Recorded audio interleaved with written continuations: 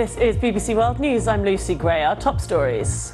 The first ever World Cup final tournament to be held in the Middle East is a couple of hours away from kickoff. Delegates at the UN Climate Conference in Egypt agree a major deal on climate change.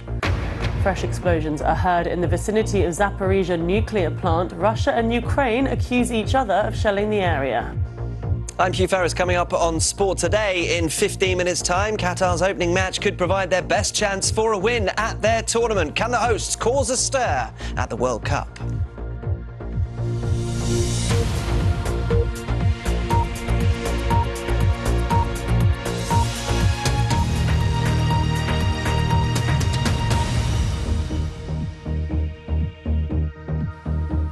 Hello and welcome to BBC World News. The 2022 Men's World Cup is getting underway today in Qatar, with the opening ceremony due to start in an hour from now. Organisers are hoping that the focus will shift onto the football after all the questions about the wisdom of staging the competition there. In the first game of the tournament, the host Qatar will take on Ecuador. John Watson reports.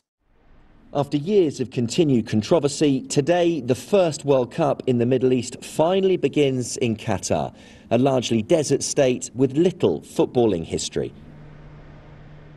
All 8 World Cup venues sit in and around the capital Doha.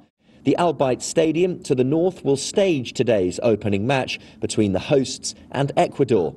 32 nations are competing for football's biggest prize, and it all leads here, the Lusail Stadium, the venue for the final in 29 days' time. Questions over Qatar's human rights record have plagued the hosts ever since it won the bid to stage the tournament.